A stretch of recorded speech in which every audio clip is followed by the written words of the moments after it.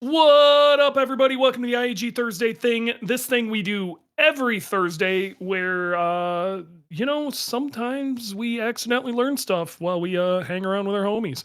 And this week will be no exception. Some of this may or may not be a little elementary for some of the folks who listen to this, but what I really want to make here is a resource for us in the community to maybe send this to some of our newer people or maybe not so turbocharged oriented brain folks. There's just some really bad misconceptions out there. People think they have learned stuff about these cars from Instagram, and Instagram is not the place to learn about this stuff. Uh as usual, I'm joined by my partner in crime, Warranty. Warranty, how you doing, bud? Dewey, I'm doing all right. Today is a great day to talk about turbochargers because it's boost weather outside. That's right, it's freezing up here in Chicago.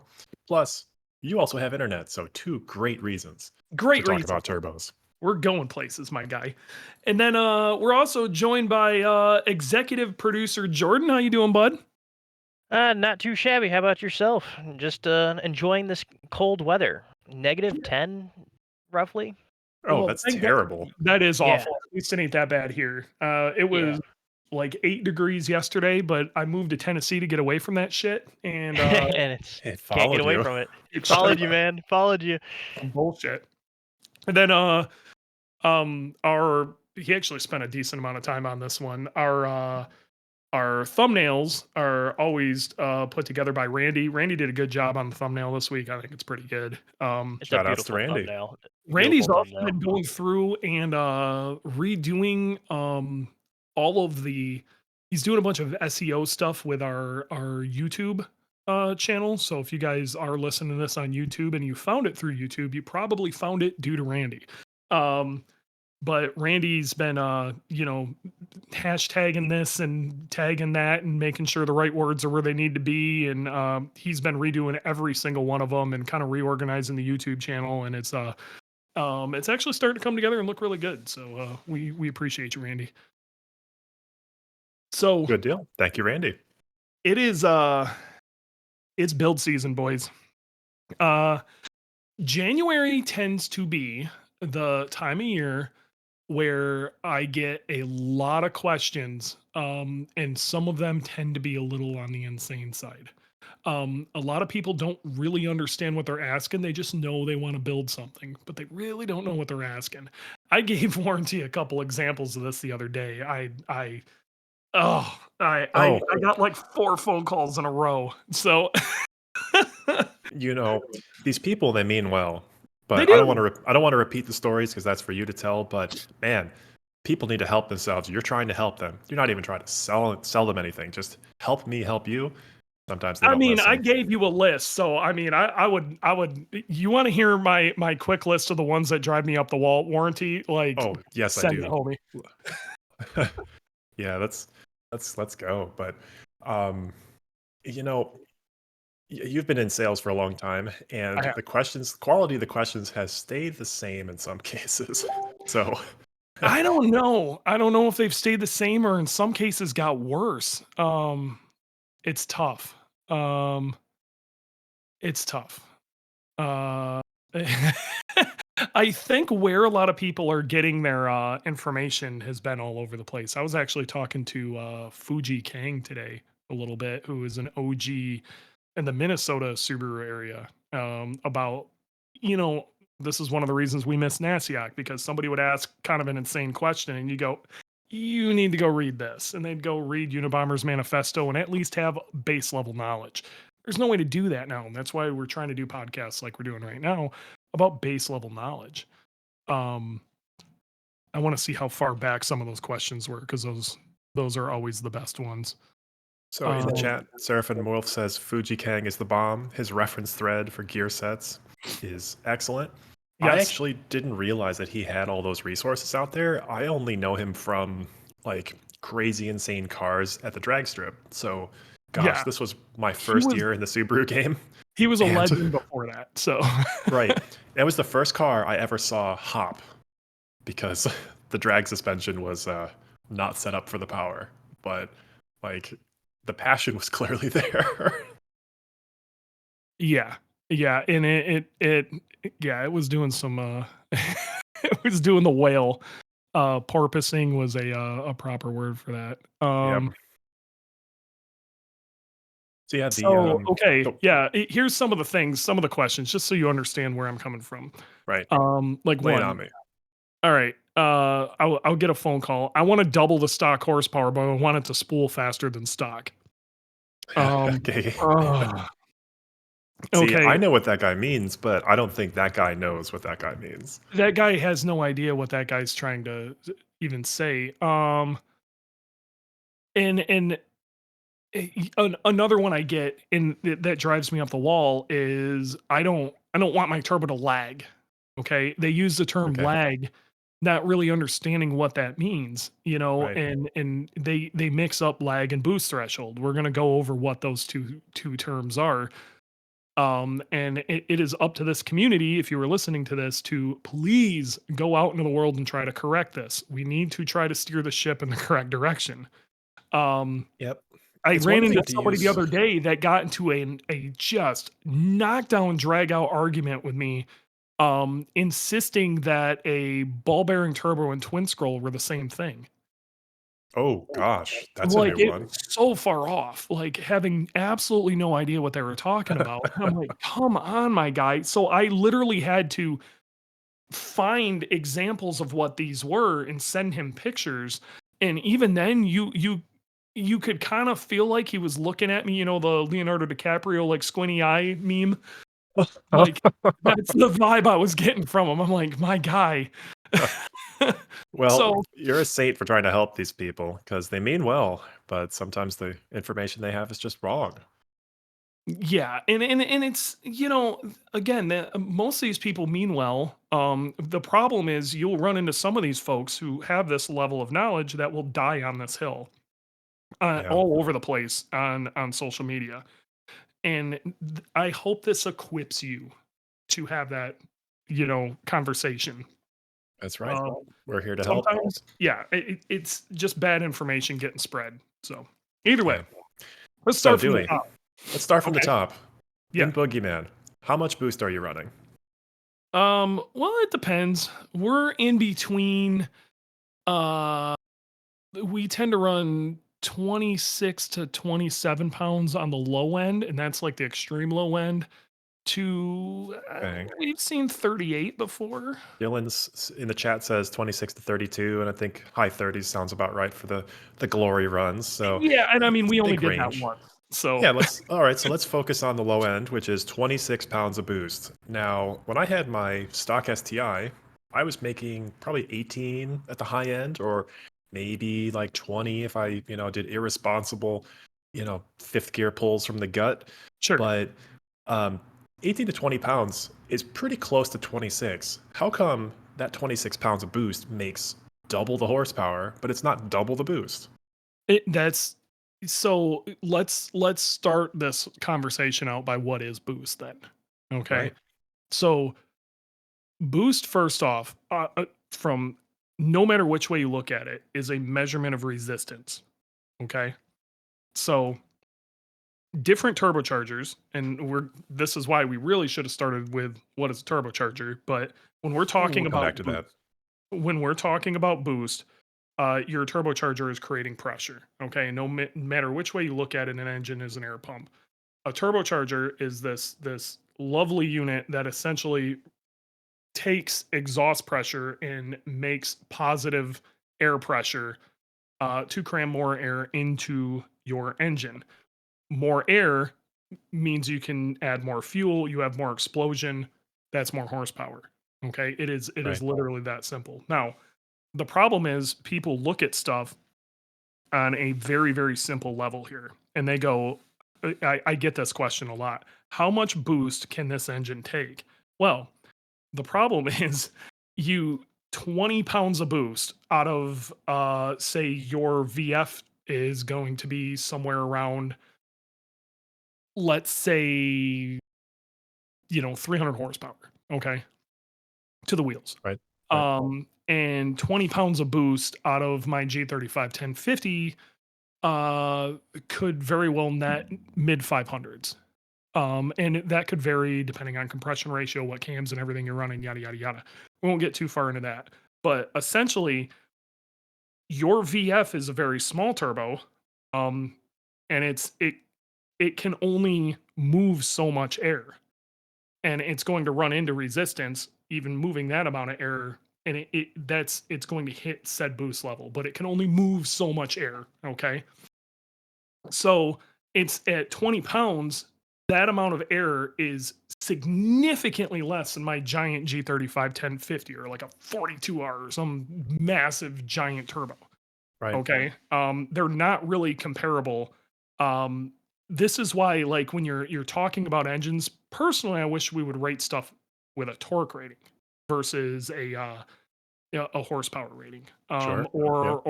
Yep. A lot of people get hung up on boost because there are people who truly believe that they can take a small turbo and turn it to like 50 pounds and they're going to make 1,000 horsepower. That's not how it works. Right. Smaller turbos, not only will they run out of their efficiency range once they hit a particular level of airflow, they can only move so much air. Um, they the smaller the turbo and the more boost you're asking, the higher the boost level goes, the more heat you make. And Right. so not only are you running out of efficiency, you're also creating a whole bunch of heat. Both of those are bad. You're going to cause knock issues and less horsepower. Right. Heat's Well, always bad for horsepower. so And yep. before we get into small turbo running it, really hot versus a bigger turbo running it Sure. at lower thresholds, let's go. You talked about a turbo, so let's make sure that full definition is on the page. So Yes. you've got this device that sits in your exhaust, and as the exhaust gas goes by, it spins a turbine. That Yes. turbine's So connected to let's another let's snail. add some terms to this. Right. Okay. So we have this thing called a turbocharger. Okay. It sits just like you said in your exhaust stream. Somewhere. On a Subaru, that tends to be after the up pipe, sitting fairly high up near um, your right hand side strut tower on that side of the engine. Yep. That's where it tends to sit, unless you have some sort of wacky setup, fog light mount, whatever. We ain't getting into that today. Right. Um, Exhaust comes in from the up pipe and leaves out the down pipe. Okay. When we're talking about that side of the turbo, it very commonly gets referred to as the hot side. Why? Exhaust is hot. It's that simple. Right. But that is your turbine or exhaust side or hot side. That is where those terms come from. Right. And that energy is otherwise not being used. It's just getting thrown out the exhaust, and we don't need it anymore. Normally, it would just make its way out the back. Okay. Right. And yep. So you're So making something out of nothing, energy that's otherwise getting wasted. So what's happening is it's turning this turbine wheel, which is literally think of a pinwheel. Okay, it is that simple, and there is a shaft connected to the center that that leaves out the center of that housing and then goes into the other side, which is referred to as the cold side or compressor side. And on that side, there is another pinwheel. Now that is directly straight connected. Okay. It's not like there's a gear reduction or anything like that. It is just Right. straight connected. This is a very simple device. And the pressure from the exhaust side is high enough to where it can turn the cold side or the compressor side fast enough to where it can make positive pressure. Now let's Right. talk about what positive pressure is real quick. When you're walking around out in the world, there is always 14.7 psi applied upon you. That is normal Atmospheric pressure. atmospheric pressure. Okay. When we refer to boost, okay, so if we're talking when you're 10 talking pounds of about boost. boost, 10 pounds of boost is a very good example. Okay. So let's say we're talking about 10 pounds of boost. That is 10 pounds above normal atmospheric pressure. That's Right. 10 pounds above 14.7 psi. Right. PSI, so pounds per square inch. Yes. At sea level. That's a good way to understand, depending on where you're at. If you get up a elevation, a little less. That changes the equation a bit. Right. Plus, temperature can change the equation a little bit too. Again, I don't want to go too far into this, but Right. um, Exactly. temperature can definitely change. That's we were just talking about how it's boost weather. Um, Right. Colder So air tends to be more dense. right, and dense air makes more power. So, all right, you've got the exhaust flowing through the pinwheel. Pinwheel spinning the other side of the pinwheel, which is shaped differently, but it compresses the air. It's just sucking in more air from the outside world through the air filter, and Yep. then it's getting compressed when it goes through this compressor wheel. And where does that boost go? I'm sorry, where does that compressed air go? Well, so that compressed air, if we're talking about um, like if you're running methanol or maybe a really old turbocharger setup or something, um, it would normally just go straight to your throttle body. So basically straight into your engine. Right where your intake would normally go. Okay. So Right, instead of it sucking air in your engine, it's actually getting forced air in. But we live in modern times and modern problems need modern solutions. We live in a world where we use intercoolers. Okay. Now, what happens is pressurize air, when you pressurize air, it gets warm, it gets hot. very Okay. hot. It also loses some of its density. So, it does get hot and you need to cool that air down. If you don't cool that air down, heat is always the enemy of horsepower and making your engine last. Okay. So we run these things called intercoolers. Most standard Subaru setups with a turbocharger, the intercooler sits up on top, and that's why we got these crazy hood scoops. The Right, whole concept of this is hot air passes through the intercooler a lot like your radiator would pass water through it. Okay. And then air will then pass through that heat exchanger so r- that radiator uh, fins. Right, the radiator fins in a way of speaking, but it's basically going to transfer that heat into that air as it passes through so it cools that air charge down before it goes into your engine. right. So it's a So radiator with air inside it that's pressurized, and then air flowing through it from the outside world. That's only job is to just take heat away from this compressed air that's going to go into your engine. yep, it's Colder that air simple. That is what an becomes more intercooler is. dense, and more colder, more dense air makes more power. So on stock Subaru setups, you tend to have an intercooler, like I said, top mount. It sits up on top. That's what that little second radiator action looks like up on top. If you were ever wondering what that is, uh, Right, the you hear a lot of people talking about front mount intercoolers. A front mount intercooler is when they take that intercooler and they basically modify the piping to put that down in front, kind of like right in front of your radiator. The reason they do this is they can put a significantly larger intercooler in that area. Also, it's getting direct air put on it, so the air tends to you tend to get a lot more air, and it tends to be a little bit cooler. right. So the piping is longer, but we won't get into this. It's actually not a big deal because Yeah, you're getting a we lot can better go on coolant that another efficiency. time. It, Yep. we, there's arguments to be made about piping being longer with small turbos, yada yada yada. Sure. Front mount intercooler, top mount intercooler. We're just keeping this real basic. Okay. Right. If you're making more horsepower, you're going to want a larger intercooler. If Right. if a top mount isn't enough intercooler, go to a front mount intercooler. If you have questions about that and you aren't sure, talk to your tuner or give us a call and we will have that conversation. Yep. So we covered what's a turbo and then how it gets into the engine. So now that compressed air is going into the engine and you're making more horsepower, in addition to making more horsepower, you're also making more exhaust coming out the other side. And that Yes. helps spin the turbo even more.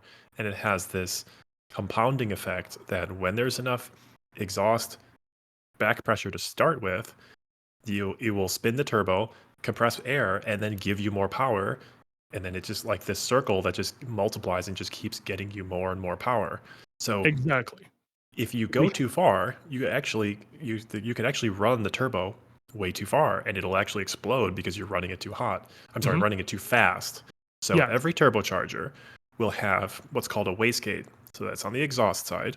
And all that does is just bypass some of that exhaust gas around that pinwheel turbine because you don't need 100% of it all the time to get the turbo to give you the power that you need. So your wastegate is your main control over how fast your turbo spins. Okay. Most of the time, your wastegate is actually located in the hot side of your turbo or in your exhaust housing. It's usually located right next to your turbine, and it's got this little flapper. Right. Long story short, boost gets up to a certain level, that flapper starts opening up, and it's just like opening up a floodgate of a dam, and it just allows exhaust gas to go through there versus going through the turbine. Um, and Right. and so that's your main way of controlling boost. Now, I want to go over this real quick because it is pretty important. Uh-oh, somebody's got something on. That's on. I can hear it on your side. How is it? It's Google. Oh, it's Google listening to you. Oh Google my gosh. Google is That's creeping me out. I'm like, what is amazing. that? Yeah, well, okay. Dude, that's amazing. Okay, Google that's wanted to cool. become a part of this. The I don't AI's know. taking over the world, man. That's stupid. No, shut up. How did I turn my damn mic off? And like, I didn't even open up Gemini. It opened itself up. Oh That's my crazy. gosh. Okay, Unplug either it. way. Okay. So you could always just ask Google. So with a stock location turbocharger, or a stock turbocharger on Subarus, what can happen, and we're going to skip a little ahead here. Rule of thumb is the more exhaust you can get through a turbocharger, okay, through the hot side of your turbocharger, the more power you're going to be able to make. It's going to be efficient. The most efficient possible exhaust you can have on a turbocharger is about 5 to 6 inches of a tube just hanging off the end. Okay, super simple. In the real world, we almost always have a full exhaust. And these days, most of the time, it goes through a catalytic converter out to your catback and out the back of your car. Okay. Freer flowing exhaust will tend to make more power. The downside you can run into is if you make it too efficient, and this tends to happen on catless downpipes more than catted downpipes. The wastegate hole will not be big enough, and this is what this is called is boost creep. Okay, so the wastegate hole won't be big enough to evacuate or let off enough of the exhaust gas pressure, and it'll still make its way through the turbine, and basically the turbocharger wastegate no longer has enough control over the turbine, and Speed. it'll continue to build boost even though you don't want that. Right. This tends to happen in cold weather a lot because the air is much more dense, and you make a lot more you bring in more air, so you have more explosion, so you have more exhaust gas, and that's when you tend to outrun your wastegate. And again, that's called boost creep. Right. It's not as much of a problem these days as it used to be because a catted downpipe doesn't have it tends to not outrun the efficiency of a catless downpipe the way they used to. Oh, that's good to know. Yeah. So real helpful. Most aftermarket turbos have wastegates. Their wastegate openings are uh, set up Built quite in. a bit larger, and they're set up specifically for that turbocharger with that application. So for the most part, you don't have to worry about that. Now, this happening was one of the biggest reasons that people would go to an external wastegate. Now, what that is instead of you using the wastegate that is in your exhaust side, Of the um, turbocharger. of Right. the turbocharger, you would either close that off, or maybe your turbocharger didn't come with one at all. A lot of high-end aftermarket turbochargers don't. This would be a wastegate that was actually separate from the turbocharger itself. Most of the time in the up pipe before the turbo, you want it to be fairly close to the turbo if at all possible. Right. Um, and what this would do is just act just like the wastegate would inside of your turbocharger, except the opening's quite a bit larger, and the way you set it up on your up pipe tends to interrupt flow quite a bit more. So it's able to do a little bit more granular control better depending on the size you get, and it's able to evacuate significantly more exhaust gas. Right. Um, So so on OEM turbos, it could be built in, and they pick the size of the wastegate for you. There's nothing you can do about it. Or if you're building a race car, then your aftermarket turbo, like Dewey just said, probably doesn't come with a wastegate to begin with. You have to buy another piece, and you buy the right size for your needs. most stock location turbos these days do come with a wastegate. So you're talking like your typical Bloush or something like that. It's going to come with a wastegate. Yeah, Cobb 18G.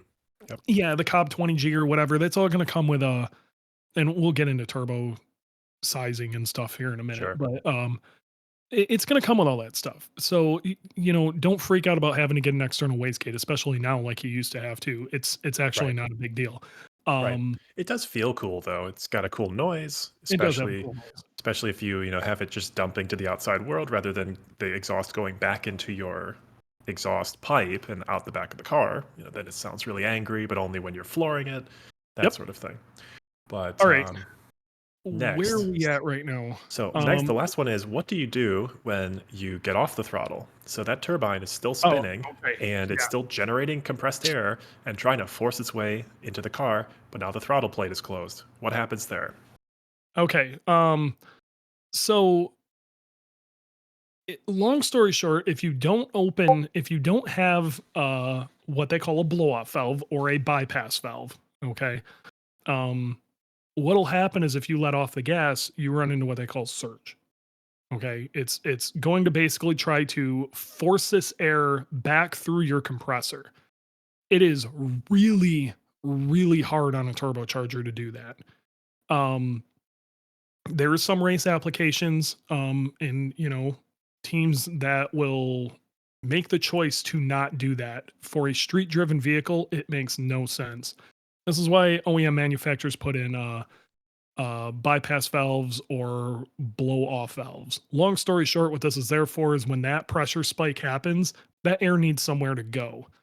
And this is a setup that is kind of force closed by the pressure that the turbo makes, but when that pressure goes away, there's only a very light spring in there. And when that pressure ramps up and it isn't getting force closed by boost, air can go out. Whether it's out Yeah, into the atmosphere, that would be a blow off valve, or back into your intake, and that would be a bypass valve. We can go yeah, over blow off valves, bypass valves, and their effect on mass airflow sensors another time. Long story short, that's the difference. Okay, and we right. can we can talk about that subject another time. Yeah, so that's we don't have to go into too much detail here, but yeah, the important point is when you're not using that boost, it doesn't just magically go away. You need to make sure it goes away. So you either blow it off so it just goes to the outside world, or it gets put back into your intake um, from the compressed side to before the turbocharger. So it just kind of goes in a circle and it chills out the impact on the material. Yep. And surge can be really devastating. It's astounding. You wouldn't think pressurized air would make that big of a difference to a metal turbine wheel, but it can absolutely shred it. It's absolutely crazy how much damage surge can cause. I mean, yeah, if you throw like a water balloon at somebody with enough force, like 100 miles an hour, you could break a wall, right? Yep. Because it's a lot of mass.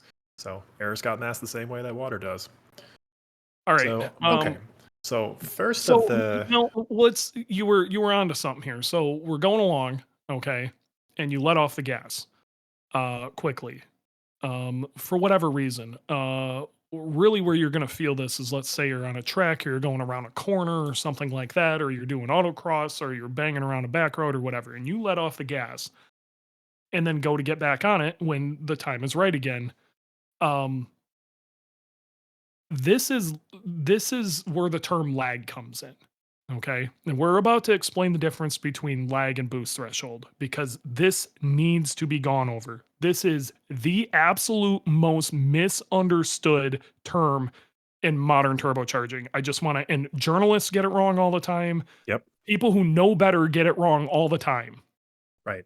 Okay. So lag is when you are at the, you know what? Stop. We're going to start with boost threshold. What is boost threshold? Oh, I got Okay. this. Let me answer this. I would love you to do it. Okay. So, like I was saying, that exhaust gas gets spun. It spins the turbine that's sitting in your exhaust. Okay. Now, if you have more flow, you're going to make more power when it compresses the air on the intake side. So, if you're at high RPM, there's a lot more exhaust gas flow coming through that turbine. So, when you're at high RPM and you floor it, you're past your boost threshold because that's going to produce enough power. I'm sorry, it's going to spin the turbine right away because there's enough exhaust gas to start with to compress the air on the intake side, make more power, and then you get more power in your turbocharged car. Yeah. But if you're at low RPMs, there's not much exhaust gas there, and so you could floor it and your turbocharger doesn't do anything. There's Or just not much. enough to get it off the ground. That is because you are below the boost threshold in RPMs. Yep. Boost threshold, essentially, in very short words, is that is when your turbo comes on within your RPM range. Okay. You can see boost threshold on a dyno. When you can see the RPM that it ramps up when you start going into power. That's boost threshold. Okay. Now, this gets wildly confused with lag. Lag is not when your turbo comes on within an RPM band. Lag happens when you let off the gas and you go to get back on it, but you are at the RPM past the boost threshold, past Right. that RPM, and you let off the gas and get back on. How long does it take for that turbo to come back alive? Because when you let off the gas, in most cases, you also let off the boost. That boost that you had built, that pressurized air, your blow off valve or bypass valve has gotten rid of it. So, how long does it take for it to come back? Right. And in modern turbochargers, that's what, half a second, 1 second at best? Not very Modern long. good turbochargers, okay? And Yes. so, modern good turbochargers. And there's a huge misconception that, small turbos don't lag and large turbos do. That's not true. I run a G35 1050. The thing's a Hmm. giant, and I actually have less displacement, so I have a smaller engine. So it in theory should lag more, because I have less exhaust gas coming from it. And it's a light switch, but it's Hmm. not a light switch until after 5,000 RPM. Right. Because So that's the boost threshold. that's the Now, boost threshold. like you're saying, everybody and their mother and their brother and their uncle gets this wrong. They think that 5,000 RPM means that the turbo is lagging until 5,000 RPM and then it comes alive. That's not true. It's just below the boost threshold. What they mean is boost threshold. What they mean is, yeah, the boost threshold's really late or boost doesn't come on until, but that's not lag. People try to, oh my God, it's lagging. Is it? Right. Do you Now, really know what you're talking about here? this is bringing up a good point. People say they don't want the turbo to lag because they want more power, but they don't want to wait till a higher RPM to get it. Now, Yes. different size turbos are going to give you power in different ranges of RPM. Small turbos will give you more at lower RPM, but then they're going to just run out of steam, so to speak, at high RPM because there's just not enough air that they're giving you to really give you good power at high RPMs. Meanwhile, large turbos are the exact opposite. They take a while to actually, get up to speed until you feed it enough air to start with, and then they will give you all the power you want for as high of an RPM as you can imagine. So it's not so much RPM dependent is it is much tied to, are you making enough exhaust pressure? Right. You need to make enough exhaust energy to turn whatever that is. But once you are, the turbocharger's characteristics will start coming through. Um, so now we're going to get into a little bit of turbocharger design conversations. So there are some things that manufacturers and turbo builders have done to try to help some of this stuff. Okay. Um, One thing you hear about, you hear more than anything, is the different center section designs. So where your shaft runs through the center from your exhaust or hot side to your cold side or your turbine or your Intake side. compressor side.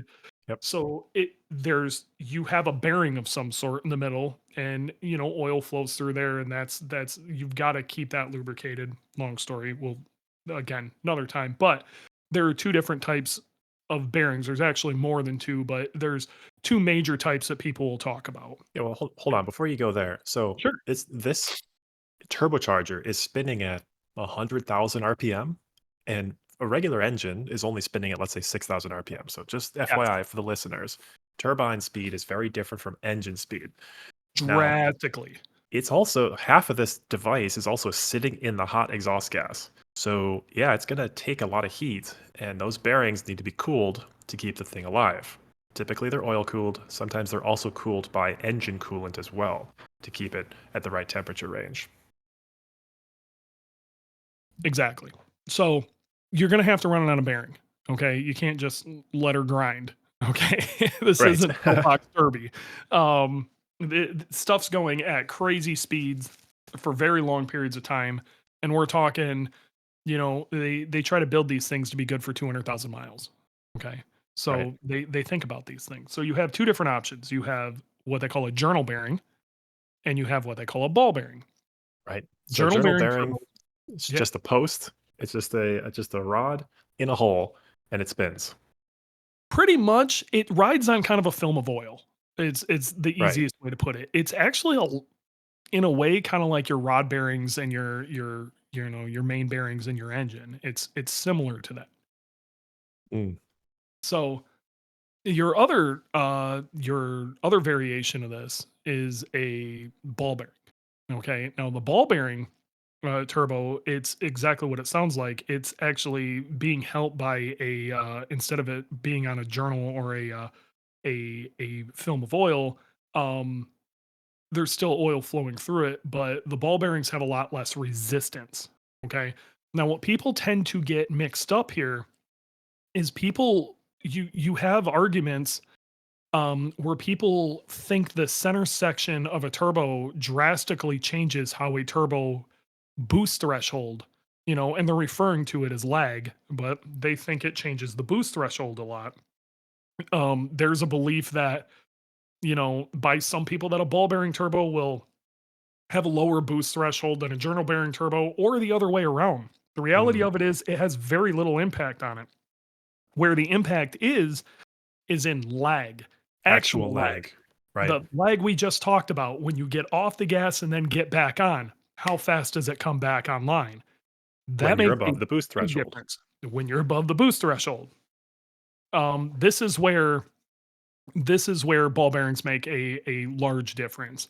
Now, let's say you're in a drag racing situation, okay, where you've got a very large turbo. Maybe it's journal bearing, maybe it's ball bearing. It doesn't really matter. Most of the time, you're utilizing flat foot shifting, and you are not really coming out of boost. Lag really isn't a big deal in that. That's why you tend to see a decent amount of journal bearing turbos and ball bearing turbos within that kind of being used interchangeably. If it's journal or ball bearing, it really doesn't have a massive effect. Okay. What it now what you will see if you go to like a track, or you go to like a rally or something like that, and you're looking at some of these higher end turbos, of these people making fairly prestigious horsepower, uh, they tend to all be ball bearing. And that's because lag is a lot more important somewhere where you have to let off the gas and get back on it. They're very worried about lag. Boost threshold means a lot less. The reason boost threshold means a lot less in those situations, and I can't stress this enough, is because most of these cars are utilizing a manual transmission of some sort, whether it's a sequential manual transmission, a dual clutch manual transmission of some sort, to where they're selecting a gear or an actual manual H pattern, you're just rowing the gears. If they are worried about falling on a boost threshold and going to too low of an RPM, they just downshift. And that's the key here. So Right. many people are so scared of this scary word they hear, which is lag, which actually what they're talking about is boost threshold. And they're not worried about what really matters, which is how much power they're making over an RPM band, which would be referred to as power band. You want to Right. make, I can't stress this enough. Peak horsepower means almost nothing. What you really want to Right. do is size your turbocharger for whatever you're doing to make the most amount of power you can over the widest RPM range you can. Now, if you are drag racing or you're trying to go for Instagram numbers or something like that, then you can get away with just a peak number, and you kind of aim more for the peak, and you're going to stay in this little narrow RPM range. But if you're driving this on the street, you're driving it on track, you're doing rally, autocross, anything that isn't solely drag racing or maybe highway pulls, you're going to be better served about worrying about power band than you are worried about peak horsepower. Right. Yeah. Sam Hubin is bringing up a good point in the chat, which is an engine size also depends on how it treats the turbocharger that's attached to it. So if you have a four-cylinder turbo and four-cylinder engine, it's 2.5 liters, just like in a Subaru, you might need 4,000 RPM to get the turbo spinning as fast as you need to start making power. Yep. So the boost threshold might be 4,000 RPM. But if you take that same turbo and put it on a V8 with a 5-liter displacement, you're going to need probably about half the engine RPM, so 2,000, to get the exhaust gas volume that you need to spin the turbo and make the power. The So engine's twice the size. It's going to make twice the amount of exhaust. that's right, and get the turbo started twice as quick. Yep. So So there the again, same turbo most of will. this conversation is really aimed towards Subarus, but he is dead right. He is Mhm. absolutely dead right. And it's why a 2.5 liter tends to have lower boost thresholds with most turbos than a 2 liter. And why like our 2.3D stroker that we make tends to be a little turbos come on just a hair later than they do on a 2.5 liter. It doesn't mean one will lag more or not. It just the boost threshold is moved a little bit. Right. Yes. And we Right. aren't even going to remotely get into rotaries, so let's not even do that. Thanks, Yeah. Sam. Sorry, chat. Rotaries are weird. Yeah. We like So, Subarus. We like suffering enough. yeah. So Um, where were we at there? We just next is all right. So we've talked about cold side and hot side. So cold side is the air intake that's yes. being compressed by the compressor side of the turbocharger. Hot side is the exhaust. So exhaust Oh, gas. okay, And we it's need to talk about we have one more thing that we need to talk about. Okay, another thing that manufacturers have done to try to help with turbocharging. They did this specifically for boost threshold, and this is called twin scroll. Now you're going to hear this term a lot, okay? And it gets thrown around real loosely. Long story short, what they found is if they divide the exhaust housing, the exhaust all the way through the turbocharger, all the way up into the hot side of the turbocharger, so it's divided the whole way. So basically, half the engine powers one side, half the engine powers the other. They can actually lower the boost threshold a bit. right Um, because those pulses of exhaust gas are more even coming yep. out of the two tubes. So you have two cylinders hooked up to one tube, other two cylinders hook up to the other tube so that they're as evenly arriving as possible when it hits the turbine. Even, Right. And that makes more equal, efficiency. So, e- equal. yes. Mm. Are we starting to see? I hope some of you that are listening are starting to see, especially in the Subaru world, Oh, yeah. equal, That's right. equal length header. That's right. Equal length headers also helps with spooling your turbo faster because it's a more efficient way to get exhaust out of the engine and hitting the turbocharger. Those It'll pulses are arriving equally. An equal length header in every situation will outperform an unequal length header. Fight me. Yes. That's why Japan got rid of it 10 years ago and they only kept it for us Americans. Okay, so um, The twin scroll there, takes it one step further by yeah, getting those pulses even more equal by using two tubes all the way to the turbocharger rather than one pipe. So Subarus have been using twin scroll turbos in an OEM stock for a very long time. But you'll see most aftermarket turbos, at least here in the States, they tend to not utilize that. Now, there are some exceptions to this, and we'll go over that. But um, when the FA hit in the FA20, that is a twin scroll turbocharger. It's factory twin scroll, and it's one of the reasons that the FA20 will spool right there with an EJ25. It's one of the reasons it can do that. Right? I'd never been more angry than when I saw a particular company release an unequal length header for the FA. I remember that. It I was am ugly looking too. I'm still mad about it. That is a factory twin scroll turbo, and it hurts performance in every way. I'm like that anger level of if you Oh, have yeah. an FA and you put an unequal length header on your car, you should be ashamed. Yeah, that was an April Fool's joke that actually wasn't a joke. It was real. And that was, I'm still mad about it. And it's yep. yeah. Some people like money more than pride. And, I wish it wasn't that way. That company's better than that too. I'm still mad about it. Sure Um, is. So, so all right, next on the list, what is an inlet? well, inlet's simple. Okay, air's got to come into the turbo in some way. Okay, so when we're talking about factory Subaru turbochargers, we really jumped off of twin scroll too fast, by the way. Oh, But sorry. Okay, we'll come back to they're that. the that's a 2.4-inch inlet. That is where basically your intake goes into your turbocharger. Okay, um, larger inlets allow for more air significantly quicker. I want to come back to this because this is why we rotate turbos, and this is where we're going to go down a black hole. So, long story short, there are if we need to go back to twin scrolling real quick. Okay, let's finish up There twin are scroll. there's some non uh there's some aftermarket turbochargers out there that claim to be twin scroll, but they're not. Okay.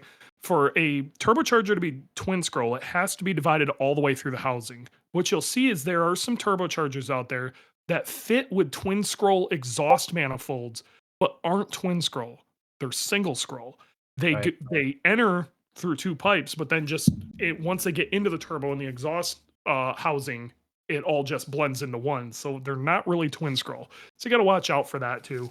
Um, and there's some that's always really aggravated me. Twin scroll stuff on EJs can be a little hard to get here in the States, and I got to be real, it's just not worth your time. Most single scroll turbos these days are efficient enough to where you are not going to be giving hardly any boost threshold up, and it can actually hurt your top end. The biggest reason for that is when you split everything all the way through, you're also taking up there's only so much volume you're allowed. And especially in stock Subaru turbochargers, we can only make the stock location Subaru turbocharger. You can only make an exhaust housing so big, or it doesn't fit in that location anymore. And even a single scroll is having issues with that not being large enough. And if you divide that in two, that divider is taking area out of what you already needed for exhaust flow that it wasn't getting enough of already. So you end up running into efficiency issues.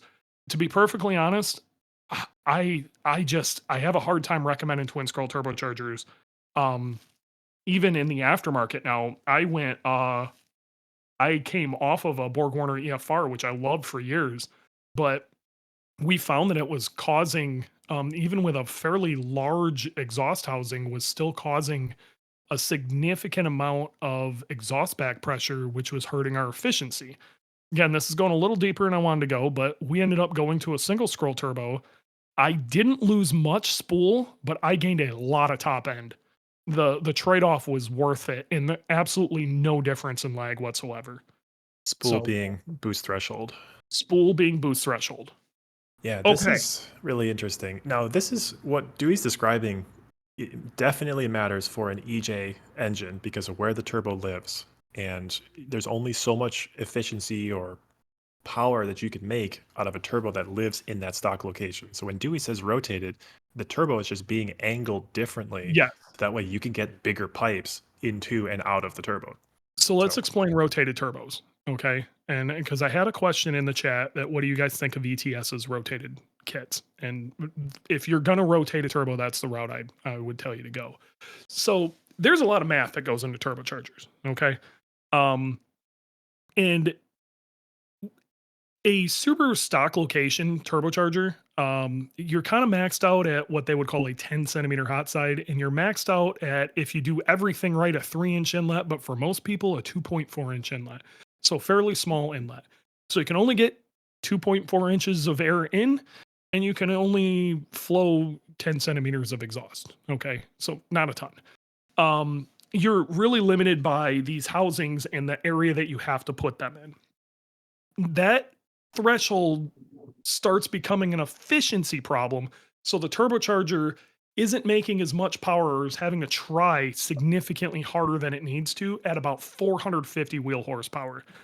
Once you're past that, I this is when rotated turbos start to come in. So when a turbocharger, a large turbocharger manufacturer does the math for a turbocharger, they're not worried about cramming it in the location for a Subaru stock location. When IHI designed the OEM turbochargers, they were, and they built them at a size to make 300 some horsepower, not 500 plus.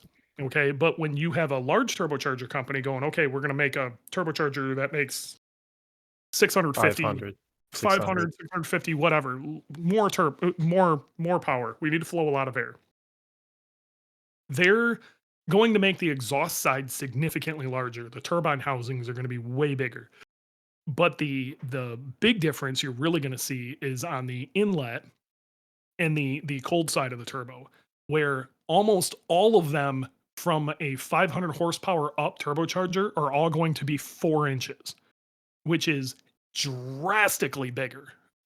This is the biggest issue with a stock location Subaru turbo is the fact that we're trying to pull air from under the intake manifold, and these large turbochargers will not fit there. So what you end up having is a kit like ETS makes, where what they do is they twist the turbo, which is why in the UK and Australia they call it a twist mount. Um, but they set the up pipe and down pipe up so the turbo actually sits at an angle, and the intake now runs around the outside of the engine. So it's no longer restricted by the size of the intake manifold. Right. Then you can run this giant intake, 4 inches, and then you can also, it gives you a little extra room for the turbocharger to be a little longer and have these larger housings on them. And this is why you rotate, is so you can fit these larger turbochargers that people with math degrees that I don't even know the names of spend hours trying to calculate and make sense and design new aero for every year. This is where you're going to get the most efficient turbochargers, is when you go rotated, especially once you go past 500, 450 to 500 wheel horsepower. That's when this starts making sense. But understand, when we're talking about a Subaru, that means at a minimum a new up pipe, a new down pipe, a new intake, a new turbo, and then your intercooler piping is all going to have to change. All of that will have to change at a minimum. Yeah. We're not even going into the fueling requirements and everything else. It takes a lot to make these work, but if you're trying to make big power, it makes sense. Yeah. So that's a lot of money. So, Yeah, you know, most of those kits are about $7,000, oh my including the gosh. turbocharger. That's what an ETS turbo costs. An Yeah. ETS rotated kit costs, and it's worth every penny. It's worth every penny. Going back Um, to twin scroll, so on the FA engines, the yeah, turbo lives a lot lower. yeah. It's right down at the bottom of the engine by the exhaust manifold, and so I think they still run twin scroll because they've got the space for it. It's not so much that they have the space for it, because they ran twin scroll on legacies and stuff in Japan. Mm, it made sense. Well, one of the nice things that the FA has going for it is since the turbo sits down low versus the EJ where it sits up top, is their exhaust manifolds are significantly smaller. It's very easy for them to make interesting small changes like that, make it twin scroll, make it, however they need to do it. Because their exhaust manifold is really small. It's a lot more to redesign a manifold they've been using for 20 years or however long, when they're trying to redesign a manifold to go all the way up to the turbocharger when it sits up really high. And the expense just in material alone like doubles. So that's, I think, the big reason we didn't get those here. Plus, e everybody talks about the Subaru rumble or the sound, um, with a an equal length header. Some of that sound you're hearing is inefficiency. Those are exhaust pulses hitting at, unequal times, but people really like that sound. When they think Subaru, they think of that sound, and, that's one of the reasons Subaru kept it is because we were so attached to it. interesting. So, yeah, I mean, So Sam Hubin had one more good comment in the chat, but he's got to leave. So thank you, Sam, for all the input. Um, an important thing to mention with the inlet size is that if it's too small, your turbo's trying to suck a lot of air through a small straw, and that's not efficient. And it doesn't give you as much power as you could otherwise make if you had a bigger straw, bigger inlet. No, it's really that simple too. Like, go try to, guzzle a big gulp through a coffee straw. Right. That You know, sucks. and It's a bunch of effort for nothing. when it comes down to it, there's no other way of looking at this. A engine is an air pump. Okay, the more air you can get in, the more explosion you can have, the more exhaust that goes out. Okay, Right. and the horsepower is really dictated by how much air you can move through the engine. Right. And if your engine is trying to suck through a coffee straw, you're not going to make as much horsepower. Right. And if you're trying to make power when you have that coffee straw and that's all you've got, then you have to try to run the turbo harder, make it do its job even harder to get some little extra amount of power, which isn't efficient. And that leads to more exhaust back pressure. So let's cover that real quick. All right. I'm I'll do I it. yeah, I'll do it. Okay. So yeah, I'm your I'm having one turbocharger of those days. your turbo that's okay. Your turbocharger is sitting in the exhaust, all right? And you are pushing exhaust gas through it, and it's spinning the turbine, which is spinning the compressor wheel, which is compressing the air, adding more air to your engine, you're getting more power, and that's creating more exhaust gas out the other side, also Yeah. hitting the turbocharger. Now, if you just keep that wastegate closed, eventually that turbo's not going to want to spin any faster because it's already basically at its limit for the size that it is, the size of the turbine wheel, the size of the everything. So that exhaust pressure just builds up in your exhaust manifold. In some cases, if you're running that turbo way too hard, that exhaust pressure could be 3 times as high as what's coming out of the back of the turbo and out the rest of your exhaust. That's really inefficient. That is an engine struggling to spin that turbocharger because you're running it too hard. And so you're not making efficient power. And that's how exhaust manifolds crack. That's how all sorts of bad things happen You make because a you're ton of heat. make a ton of And heat and you're not making as much power. so, like, this is what I was getting at with Boogie, our race car. Okay, honestly, what we need to talk about is effects of having a larger versus smaller hot side. So, there are different size turbine housings. What you tend to see on Subaru stock location turbos are 8 centimeter and 10 centimeter housings. And when you get into larger rotated turbochargers, they switch over to AR, which is we can get into the math of that later. But long story short, you're what that's referring to is the size of the hot side itself and the turbine housing. Um, Basically, the smaller the turbine housing, the faster exhaust gas pressure can build up due to there being a smaller volume it has to fill. and it's gonna the smaller it is, the more pressure that it can put on the turbine wheel. But there's only so much that can get through there. Smaller exhaust housings tend to spool, and their boost threshold tends to be lower. But the downside of that is they hit inefficiencies at higher RPMs faster. The so you tend to see a lot of 8 centimeter and 10 centimeter stuff on Subarus. Quick rule of thumb for this, if anybody just wants to make their life easier, if you have a 2 liter and you're trying to make less than 400 horsepower, 8 centimeter. Okay. If you have a 2.5 liter, it makes enough exhaust gas to where it'll spin a 10 centimeter, no problem. At no matter what horsepower you're trying to make, always go with a 10 centimeter if you have the 2.5 liter. 10 centimeter hot side. Got it. 10 centimeter hot side. So let's say you're looking at a like a Blausch 1.5 G2R, their new turbo. That's good for anywhere from high 300s to damn near 500. Okay, it's all over the place there. Somebody may call me and be like, "Yeah, it's my daily. I'm more worried about." They'll probably say lag, and then I'll correct them, but they're more worried about boost threshold than anything else. Even if they have a 2.5 liter of any sort, they're looking for around 400 horsepower. I'm still gonna sell them a 10 centimeter hot side. So Yep.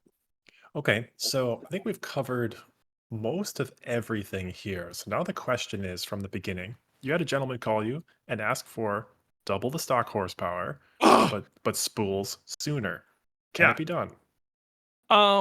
not without changing the type of fuel or um it's this is where this gets ridiculous. You can add a bunch of efficiency to your stock turbo, get it to maybe spool faster by um removing efficiency problems, bottlenecks within the system. An aftermarket header, a better flowing downpipe, a better flowing exhaust. So you're getting more exhaust through the turbo, and doing an air intake so it's got less resistance on air getting in, and you can help spool, you can help boost threshold a little bit. But the reality of it is, um smaller turbos are going to have a lower boost threshold. Okay. Larger turbos are going to have a boost threshold that comes on later. So it'll be later in the RPM band. uh if you want more horsepower, there is going to be a trade-off when you're talking a turbocharged car. Now, with that stated, what I really want to stress to people, if we're talking a stock turbo here, um, sure, a stock STI turbo will like really come alive at like 2,500 RPM. Okay, it'll start really ripping, but at 55 to 6,000 RPM, that thing is falling straight on its face. It is wildly outside of its efficiency range. Okay, if you're really trying to open up power band and add more horsepower, you may have to give up 3 to 500 RPM on the bottom. So your boost threshold will come on 3 to 500 RPM later, but that turbo very well could pull all the way to red line. That thrust that you feel will happen all the way to red line instead of it being that like, few hundred Wall at the RPM, beginning, and then it sort of trails off, and then it you're trails off. You will yeah, feel the thrust the whole way.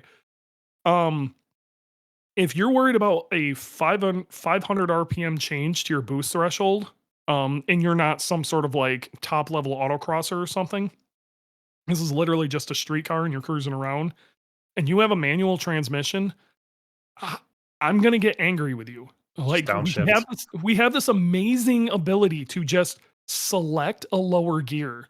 The RPMs will come up past the boost threshold and you hit the gas. Right. Change your driving style and you will be so much happier. Also, Right. it is significantly easier on the car to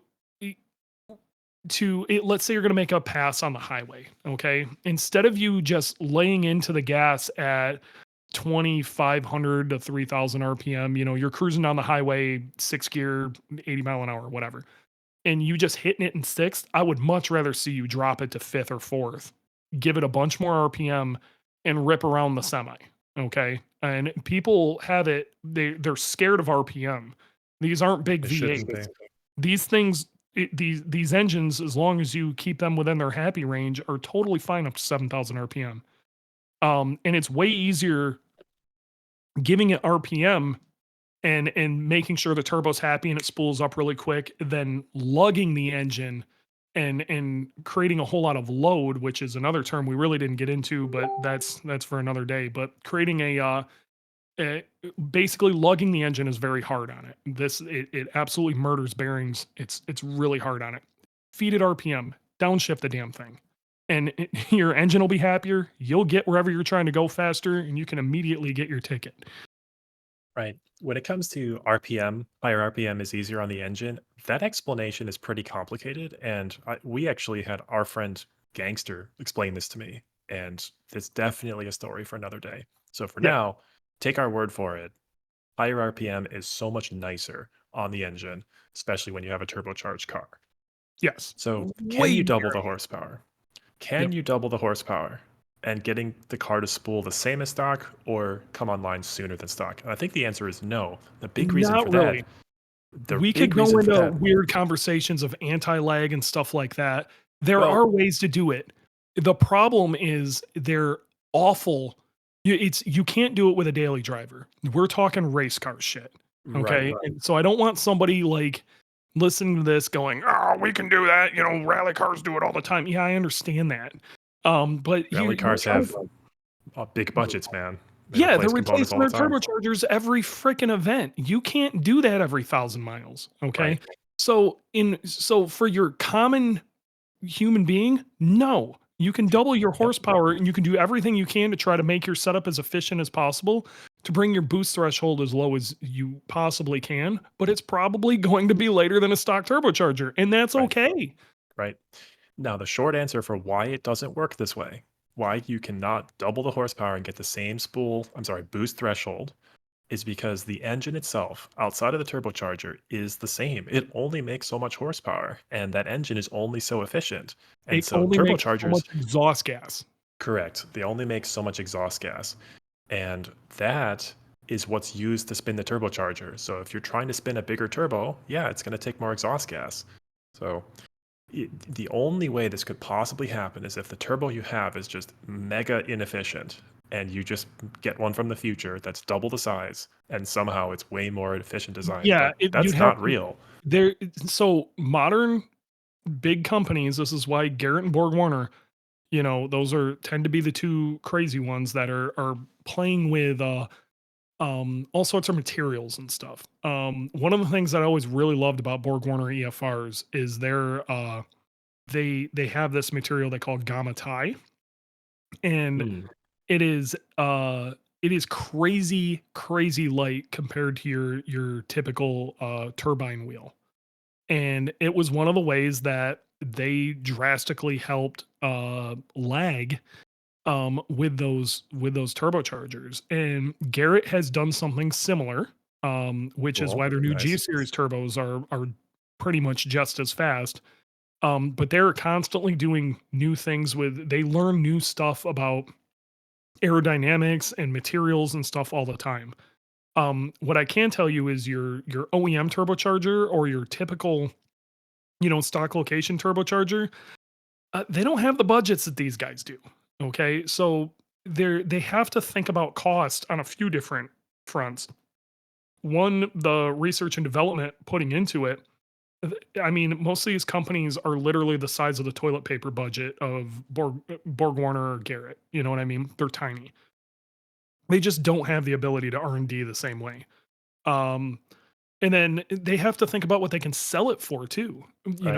And if they're trying to sell piles of it, or if we're talking an OEM turbocharger, they're very budget conscious. You Durability could too. easily add $7,000-8,000 to the cost of a car if they start completely redoing how the turbocharger is set up, and the Right. materials they're using and everything else.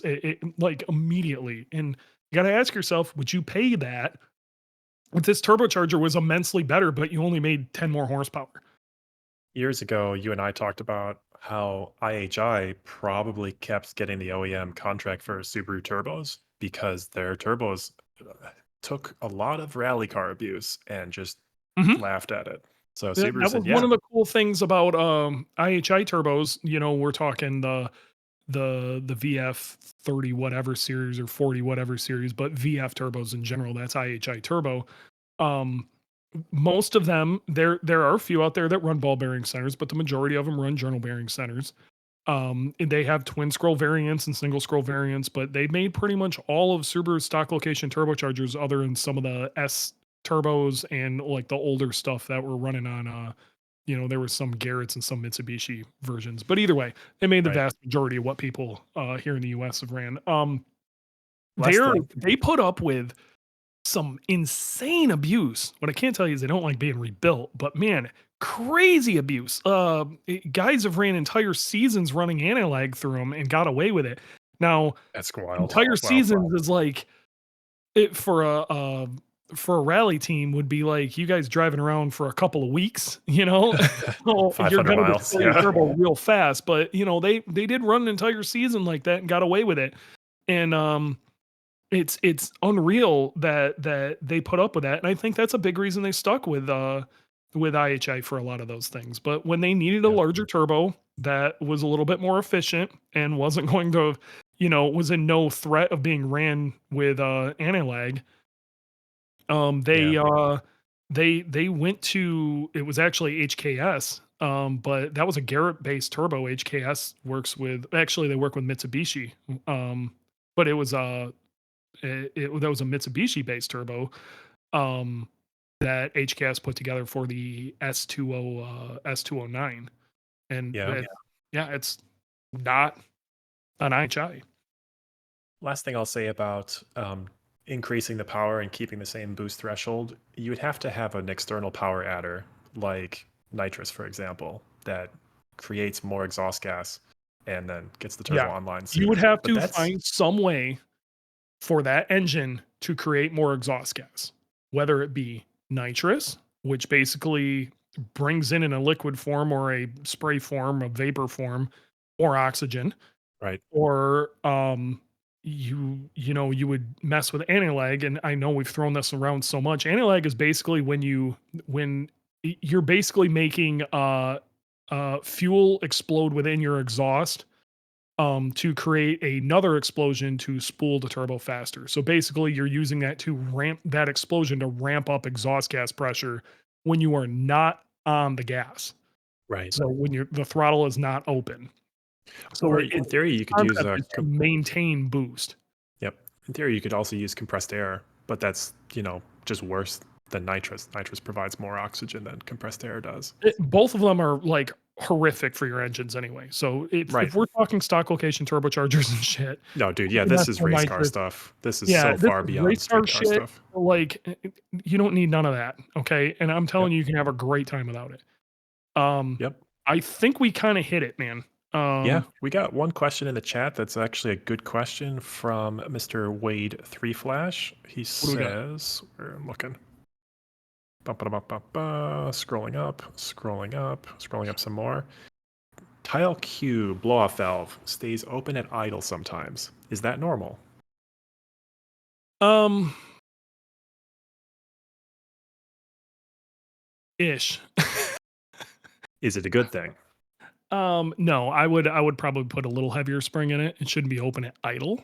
Um, Basically that is meaning even the turbocharger probably sitting at zero boost is making enough pressure to open it up. Okay. Okay. Okay. Um, Now what's happening is when he's getting on the gas, it's adding boost to the backside of the blow off valve and it's forcing it closed, which is why it's Right. probably working okay. But what he's going to have is um, either meter to air is going to be leaving or meter to air is going to be coming in. I would probably put a heavier spring in that. I'm not sure what spring is in that right now. Okay. Most of the Now, time, for most people, it's a 10 to an 11 pound spring is enough for pretty much anybody doing Subaru stuff. now we just mentioned vacuum lines, and boost on the top of a spring. That's an advanced topic, so we probably don't need to cover it today, Yeah, but it's we're really that's not a interesting. today topic. I really wanted to just cover some real basics of turbocharging because, god damn it, y'all got me really worried out there. Oh, I got one last question for you for basic turbos. Okay. Um, that efficiency doesn't matter as much on a turbocharged engine versus a naturally aspirated engine, because you can just throw more boost at it and the problem goes away. What do you think about that? I don't think that's true, but it's not exactly wrong. You can cover up a lot of problems of inefficiency by just forcing the turbo to cram more air.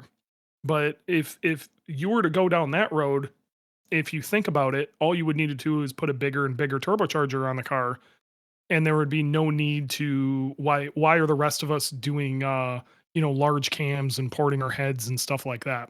Right. We have to do those things because, again, an engine is an air pump. No matter how much boost you cram in there, if you can't open the exhaust or the intake valve long enough or at the correct time, the air is not going to be able to get in. Okay. And if you need more air, it needs to stay open longer. And then same thing on the exhaust. Why you would want a bigger cam on the exhaust? It's going to open the exhaust valve at a particular time and longer. Yep. When you go to so there is efficiency. Again, it's all a system. There's some you can kind of cover some stuff up by running more and more boost, and you will But you run more. shouldn't. You will have to run more and more boost, which is going to create more and more heat, more and more issues, to make more horsepower. But you really the goal should always be you want to make the horsepower the least amount of boost you can because Right. this is why I always try to tell people too. I would rather see you be on a larger turbocharger running less boost than a smaller turbocharger running more boost because you're going to make less heat and it is going to be more reliable. Okay. And the Yep. same thing goes with if you're trying to cover up a problem of efficiency by cramming more boost, you probably should be looking at ways to make that more efficient. Figure out what that efficiency problem is. And then that goes into intake manifolds and all sorts of stuff when we start getting into big power. For the most part, with stock location turbochargers up to about 400 horsepower, there's not a whole lot of efficiency issues you have to worry about. A small cam will help, Mm, a little bit of porting will help, a header will help, but we're not talking about giant cams. We're not talking yeah. about intake manifolds. We're not talking about crazy design exhaust manifolds, things like that. That's for, That's if a you're trying to really go more good point. advanced, Yeah. there needs to be a whole different conversation with that. That's a really good point that efficiency issues depend on the power level you're trying to make. So it could be good enough. Yeah. Good reminder. Yep. Another one I just got. I know the answer, but do you always have to run coolant lines to the turbo?